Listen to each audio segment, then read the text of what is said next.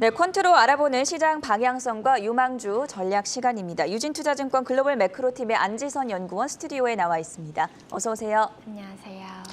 자, 시장 상황 먼저 잠시 체크해보고 가도록 하죠. 현재 지수가 상승폭을 계속 축소하고 있습니다. 코스피 코스닥 지수 오늘 개인들의 매수세에 힘입어서 양시장 모두 다 상승 출발을 했었는데 장 초반 강했던 흐름이 지금은 조금씩 약해지고 있는 흐름입니다. 코스피 지수가 0.38% 상승하고 있고요. 코스닥 지수도 1% 넘게 상승 출발한 가운데 지금 현재는 0.8% 정도 상승하고 있습니다.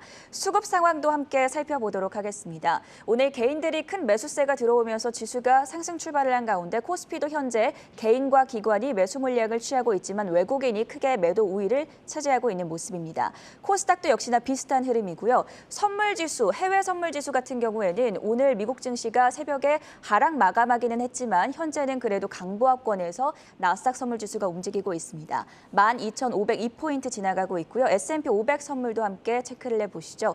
3대 지수가 그래도 보합세로 움직이고 있네요. 초반에는 좀 강한 선물 흐름에 보였었지만 지금 현재는 강보합권에서 움직이고 있다는 점 전해드리겠습니다. 자, 시장 상황을 잠시 봤는데 어떻게 보세요? 계속 상승폭을 축소하고 있습니다. 네, 지금 좀 상승폭이 제한적인 흐름이 좀 유지될 것이라고 판단을 하고 있고요. 일단은 잭슨홀 미팅, 제가 중요한 이벤트라고 말씀드렸던 잭슨홀 미팅이 지난주에 마무리가 되었는데 잭슨홀 미팅에서 파월 의장이 정책금리를 긴축적인 영역까지 올린 뒤 당분간 유지하겠다는 입장을 좀 고수했습니다. 그래서 연준이 머지않아 정책 기조를 되돌릴 수 있다는 피벗 기대감이 그런 기대감에 선을 확실히 그으면서 미 증시가 급락했고 그리고 어제 국내 증시도 좀 크게 흔들리는 모습을 보였는데요. 잭슨홀 미팅에서 파월 의장은 단 8분의 연설을 했습니다. 이 짧은 연설을 통해서 연준 의장은 자신의 메시지를 짧고 굳게 좀 전달을 했던 것으로 파악이 됩니다. 긴축 완화나 내년 금리 인하에 대한 기대를 강하게 반박하는 측면을 볼 수 있었고요. 아직 긴축 기조가 끝나지 않았음을 좀 강조를 했습니다. 증시 주변 여건은 굉장히 불안한 상태로 지금 현재 유지가 되고 있습니다.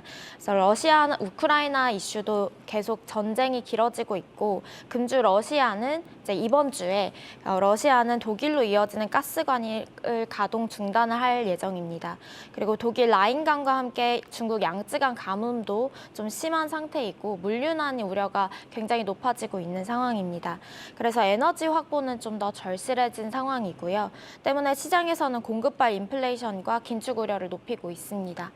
그래서 증시가 전저점을 뚫는다 이렇게 말씀드리긴 어렵겠지만 다가오는 겨울에 좀 전력난이 좀 예상되고 있습니다. 기후가 좀 굉장히 이상하게 흐르고 있기 때문에 겨울에도 전력난이 예상이 되고 있고요. 원자재 가격이 재차 상방을 터치를 한다면 그러면 안정된 인플레이션이 좀 안도할 수 없는 상황이 계속 이어질 것 같습니다. 그래서 연말까지 증시는 좀 관망세를 유지를 할 전망으로 좀 보고 있습니다. 네, 안지선 연구원 얘기를 쭉 들어보니까 글쎄요, 7월 FOMC 이후에 연준의 피보팅에 대한 기대가 조금 과했다라는 생각이 드는군요. 자, 그러면 연장선상에서 제가 외환시장을 통틀어서 좀 여쭤보겠습니다. 최근 유로달러 패리티, 더 나아가서 달러 강세는 어디까지 갈 것인가? 이거에 대한 대답은 어떻게 좀 주실까요? 네, 일단은 유로달러 패리티라는 것은 원달러가 원유로랑 좀 똑같은 가격이 형성이 되는 건데요. 지난 7월부터 이 현상이 좀 지속이 되었습니다.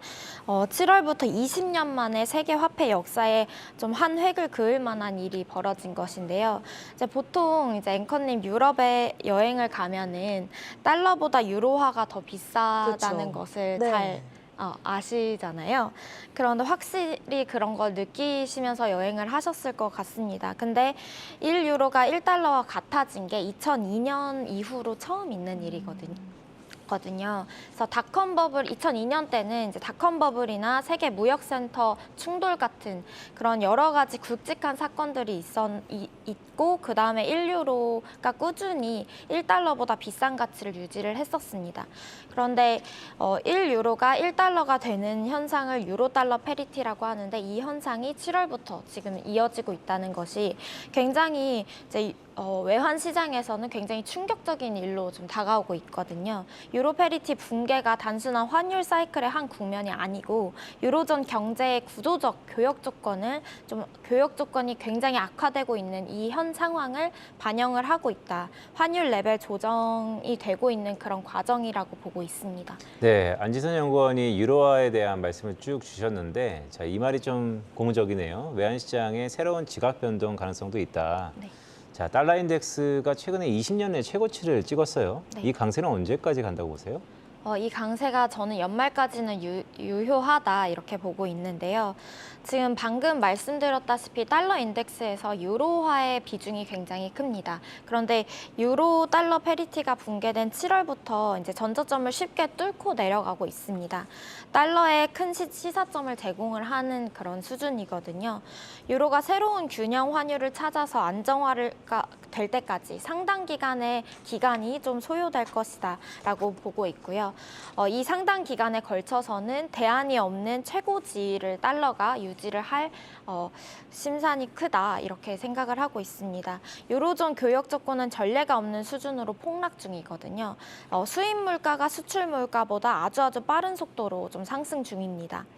수입 물가는 한 경제의 원가라고 볼 수 있고요. 수출 물가는 그 경제의 판매 가격이라고 볼 수 있습니다. 근데 폭등하는 원가를 판매 가격에서는 전혀 전가하지 못하는 상황이고요. 다른 곳에서 원가를 줄일 수밖에 없는데 이제 그 원가를 줄일 수 있는 구간이 이제 유로존에서는 임금입니다. 임금을 줄일 수밖에 없습니다. 그런데 임금을 줄이기는 굉장히 이제 상당 기간의 시간이 소요가 되는 측면이 있고요. 그래서 여기서 이제 유로존이 대외 통화 가치가 하락하면 수입 물가가 올라서 유로존 인플레이션 문제가 좀 더 심화될 수 있고요. 유로존 같은 경우에는 명목임금을 좀 안정시키기 위해서 굉장히 노력을 많이 할 것으로 예상이 되고 있습니다. 명목임금이 인플레이션을 따라 오르지 못하도록 중앙은행은 통화정책 기조를 충분히 긴축을 해야지만 이런 임금이 오르지 못하는 현상을 계속 유지를 할 수 있을 것이고요. 그래야 실질 임금이 대폭 떨어지게 되면서 좀 구조적으로 교역 요건이 좀 악화되는 것을 구조적으로는 개선을 할 수 있는 그런 상황이 나타날 것입니다. 네, 달러 강세가 언제까지 이어질지에 대한 인사이트를 들어봤고요. 최근에 기사들을 보다 보면 전 세계적으로 몇십 년 내 최악의 가뭄이다, 최악의 폭우다 이런 이야기들이 많이 들립니다. 그만큼 기후 변화보다는 기후 위기라는 말이 더 이제 심각하게 들릴 정도인데 이런 기후 변화, 기후 이변 현상들이 경제에는 또 어떤 영향을 미치게 될까요? 네. 기후 변화에 따라서 지금 영국이 여름이 이렇게 40도 폭염이 있었던 적이 거의 20년 만에 처음이거든요. 네. 근데 이런 기후 변화 사례는 멀리서 찾아볼 것이 없이 불과 3주 전에 국내 수도권에서 100년 만에 호우를 좀 경험한 적이 있지 않습니까? 그래서 가뭄 소식도 굉장히 많습니다. 지금 독일 라인강 수위가 30cm 미만으로 떨어졌거든요. 그리고 이 중국 양쯔강도 마찬가지입니다. 이런 기후 변화는 물류 차질을 일으키고요. 공급 인플레이션이 계속되고 있는데 이 물류 차질에 의해서 공급 인플레이션이 계속될 수 있는 그런 우려가 있습니다. 그리고 여름에 이런 기후 변화가 좀 있었다는 것은 겨울에도 똑같은 기후 변화가 좀 극심한 기후 변화가 있을 것이라는 예상을 하고 있거든요. 그렇게 되면은 이제 연료 가격이나 이제 에너지 전쟁에 이르는 그런 심각한 그런 인플레이션이 또 야기될 수 있는 그런 상황이 있습니다. 그래서 물류 차질이나 화석 연료 가격의 상승을 부추길 수 있다는 점이 저희 경제에는 좀 그런 영향을 줄 수 있다는 점이 있고요. 금주 또 이번 주에 러시아의 독일로 이어지는 가스관 가동이 중단되는데요. 따라서 유럽 가스 가격이 지난주 재차 상승하고 최고치를 좀 경신하는 모습을 보였습니다. 유럽 가스 가격은 유로존 물가 상승 압력을 좀 가중시킬 것 같고요. 그 물가 안정 기대가 좀 크게 흔들릴 수 있다는 점이 증시에도 좀 악재로 작용할 수 있다는 점 좀 확인하고 가셨으면 좋을 것 같습니다. 네, 시계를 국내로 좀 돌아와 볼까요? 그럼에도 불구하고 최근에 외국인들의 러브콜, 매수세가 있는 것 같습니다. 이건 어떻게 좀 봐야 될까요? 네, 일단 좀 고무적으로 볼 수 있던 점이 연초 이후에 3달 연속 외국인이 계속해서 순매수세를 보이고 있거든요. 그래서 6월부터 외국인들이 코스피를 순매수를 하고 있는데, 그리고 지금 매도세가 조금 있지만 그 규모가 크지는 않습니다. 그래서 저번에도 말씀드렸듯이 지금 외국인 순매수 팩터가 어느 정도는 유효하게 작용하고 있다는 점을 좀 키팩터로 사용할 수 있다는 점을 말씀드리고 싶고요. 8월간 외국인은 3조 원을 순매수를 했습니다. 원화 가치는 7, 8월 동안 3.6% 하락을 했는데도 불구하고 외국인이 매수하는 사례는 굉장히 흔치 않은 사례이거든요. 그만큼 외국인들의 밸류에이션이 싸다라고 느껴지는 측면이 있다는 것 같습니다. 그리고 외국인 투자자들이 주로 매수한 업종들을 보면 조선, 항공 방위업체, 그리고 운수 장비 업종, 기계, 그리고 비철금속, 상사 자본재 위주였습니다. 말씀드렸다시피 이제 지금도 계속해서 이제 외국인 순매수 팩터가 어느 정도 키 팩터로 유지될 수 있다는 점을 좀 유지를 하고 있고요. 그래서 주로 에너지나 친환경 업종을 순매수를 했는데, 이런 외국인이 순매수하고 있는 업종이나 종목에 좀 계속해서 관심을 가져볼 만하다, 이렇게 판단을 하고 있습니다. 네, 오늘 전반적으로 잭슨홀에서 외환시장 또한 가무에 대한 영향, 국내 외국인 수급까지 두루 살펴봤습니다. 유진투자증권 글로벌 매크로팀 안지선 연구원이었습니다. 연구원님 고맙습니다. 감사합니다. 감사합니다.